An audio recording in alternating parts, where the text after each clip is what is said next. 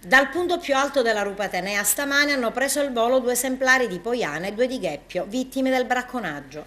I 4 rapaci, curati dal personale del Centro Provinciale di Recupero Fauna Selvatica e Tartarughe Marine, gestito dal CTS Ambiente di Cattolica Eraclea, in collaborazione con la ripartizione faunistico-venatoria di Agrigento, sono stati liberati alla presenza degli sguardi stupiti di una rappresentanza degli alunni della scuola Garibaldi, diretta da Gabriella Bruccoleri. Questi animali sono in cura al centro di recupero a Cattolica Eraclea da alcuni mesi.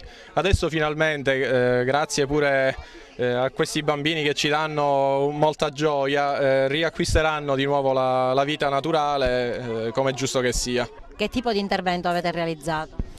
Alcuni sono stati vittime di bracconaggio, appunto come ha detto lei, e sono state sottoposte a interventi chirurgici per curare le ferite dovute alle armi da fuoco, tra cui anche fratture alle ali e agli arti.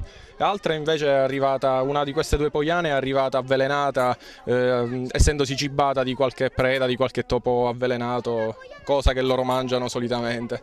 Un momento particolare che conferma la vostra presenza e l'importanza del vostro servizio sul territorio. Sì, sicuramente, questo è uno dei momenti più belli del nostro lavoro, cioè la liberazione dei 2 rapaci che finalmente possono riprendere il volo e andare nel loro ambiente naturale. Questo è uno dei nostri compiti della ripartizione faunistico-venatoria, che è un ufficio periferico dell'assessorato risorse agricole ed elementari. Noi tra i numerosi compiti abbiamo anche quello di recuperare la fauna selvatica in difficoltà e portarlo al centro del recupero, che ne abbiamo uno qua in provincia di Agrigento e poi altri 2 dislocati nelle isole pelagiche.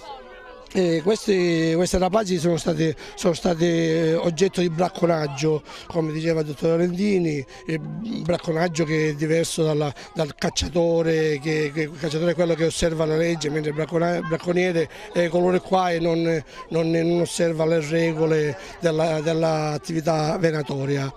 La liberazione dei rapaci, un momento particolare, cosa provi? Un'esperienza bellissima è stata, abbiamo visto questi uccelli che volavano verso la libertà.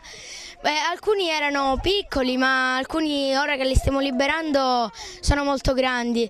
È un'esperienza anche bellissima vederli mangiare, che è un'esperienza nuova.